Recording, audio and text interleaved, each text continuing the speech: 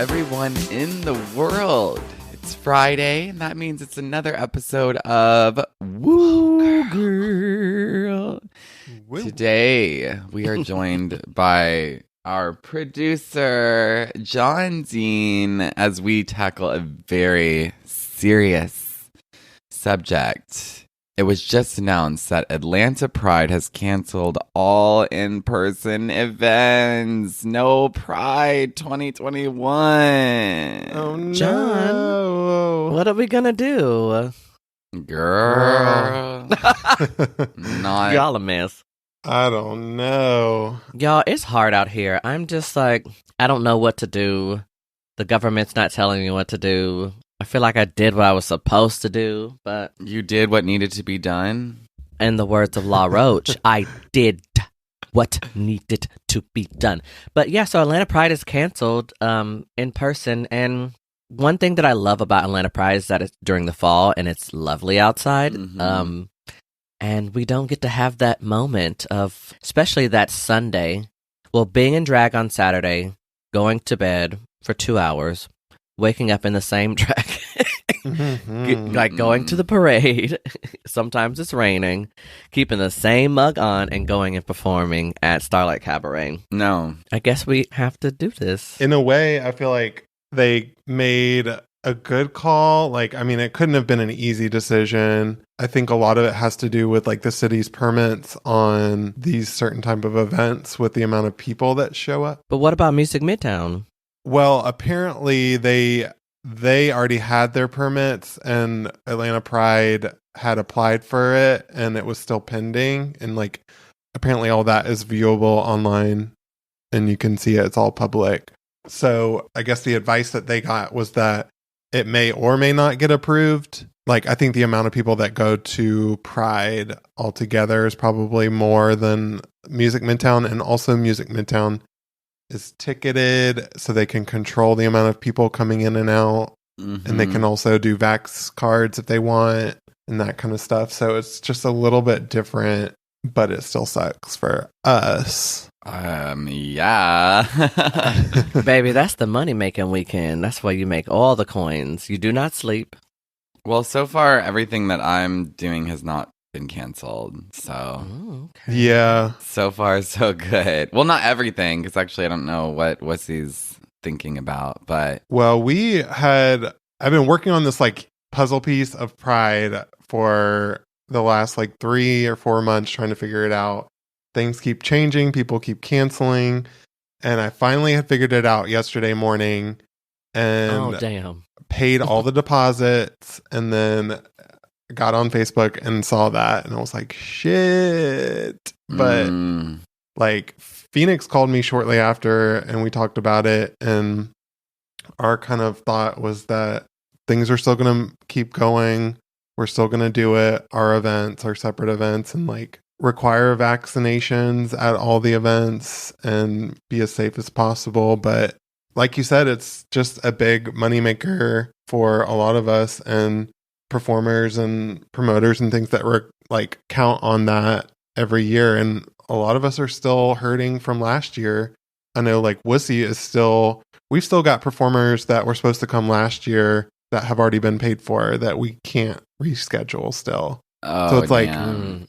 am I going to have another like 4 performers that are paid for and not, like, that's just too much. And I do believe that we can do it safely and responsibly, and things can still move on. Just have a Wussy Pride. We should just raise the prices for everything. Yeah. And make it more exclusive. No? Is that bad? Maybe. It's a marketing. Make it less accessible for everybody. No, I'm just kidding. That was a joke. It's hyperbole. John, do you have the official statement from Atlanta Pride? Yeah, this is, I think, just a chunk of it. But they said that the Atlanta Pride Committee is dedicated to preserving our past and caring for our future. With that in mind, it is with a heavy heart that we announce the need to cancel our in-person festival events and parade for 2021. The decision was made with a great consideration and the input of our community's leading public health officials. While this is a difficult decision to make, we know that this will help us protect the community we care so much about. And we can all look forward to being together in the future when it is safer for everyone. For 2021, we will remain committed to caring for the future. Brigitte, what you think? Whatever. I don't really care. I'm actually sick of like having an opinion on all this because it's out of control. It was out of control since the second it started. And the fact that we could not all agree on how to prevent it, it's like everybody had to be in this together. And that was too late from the beginning. So I respect their decision. It very much reminds me of my argument about how recycling is a scam. But it's like, it's not up to the fucking gays to stop COVID from happening.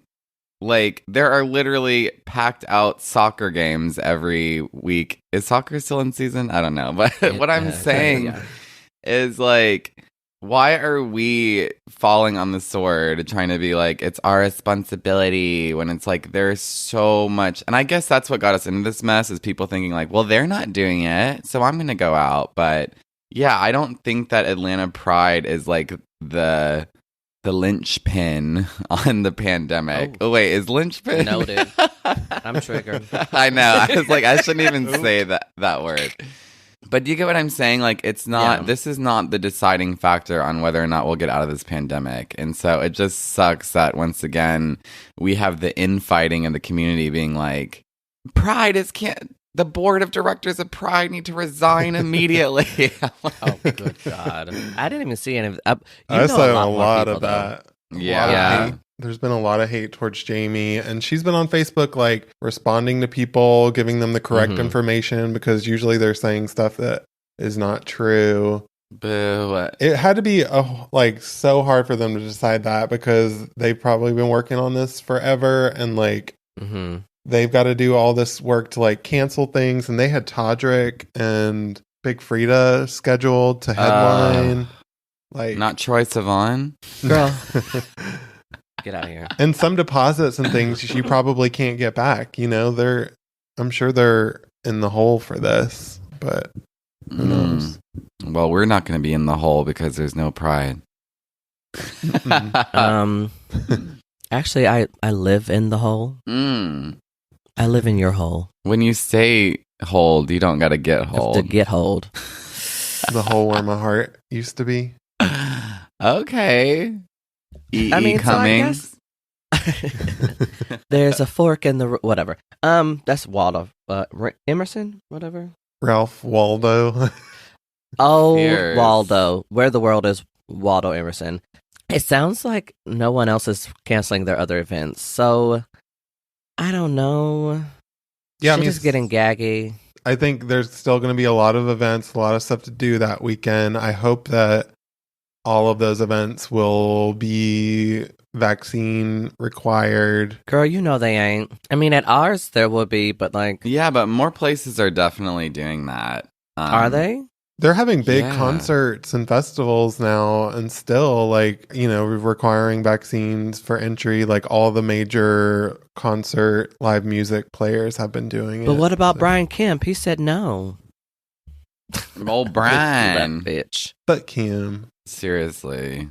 I mean, I think it's up to the private businesses to decide what they want to do. And it's been hard for me to get on the same page as a lot of the venues that we work with on this. But I think slowly a lot of them are coming around, and they don't want to be the only ones not requiring it. I mean, it does make things a lot more complicated. You got to hire more door staff to check these things, get people in.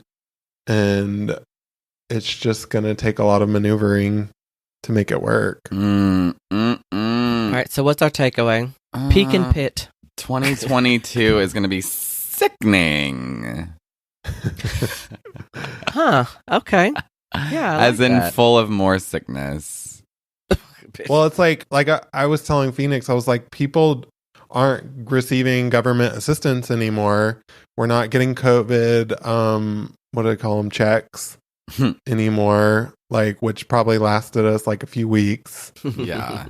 We've got to look out for ourselves, and it's not okay just to tell people like, oh, well, just get a different job, just change careers. Like, no, people have worked forever for this. And yes, we should do things safely and as responsibly as possible. But we still got to keep moving and do things for the people that are vaccinated and have been doing things responsibly. Keep it pushing, bitch.